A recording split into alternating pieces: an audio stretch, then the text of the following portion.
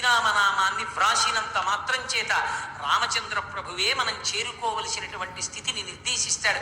మహానుభావుడు గుంటూరులో రాగం ఆంజనేయులు గారని ఉండేవారు. ఎప్పుడూ శ్రీరామనామమే, అలా శ్రీరామ శ్రీరామ శ్రీరామ శ్రీరామ వ్రాస్తూనే ఉండేవారు. ఆఖరికి ఆయన ఆ పుస్తకాలన్నీ రామనామం రాసినవన్నీ బండిలో పెట్టుకుని రామనామ జపం చేస్తూ భద్రాచలం వెళ్ళారు. భద్రాచలం వెళ్ళి ఆ రోజు సాయంకాలం రామచంద్రమూర్తి యొక్క దేవాలయంలో రామనామం ఇచ్చేద్దాం అనుకున్నారు. ఇవాళ ఎందుకులేండి, ఇక్కడ ఏదో సప్తాహం చేద్దాం అనుకుంటున్నాం కదా, రేపిద్దాం, ఏకాదశి వస్తుంది కదా అన్నారు. ఏమోనయా ఏ క్షణం ఎవడికి తెలుసు, ఇచ్చేసేద్దాం అన్నారు.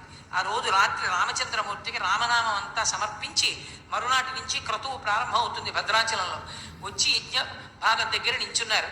లోపల రామచంద్రమూర్తి దేవాలయంలో గంటలు మోగి అక్కడికి దగ్గరలోంచి ఆ స్వామి వైభవం, ఆ కీర్తన వినపడుతూ నీరాజనం కనపడుతోంది.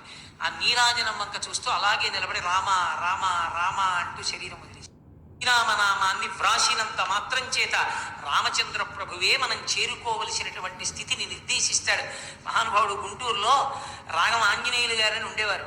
ఎప్పుడూ శ్రీరామనామమే, అలా శ్రీరామ శ్రీరామ శ్రీరామ శ్రీరామ వ్రాస్తూనే ఉండేవారు.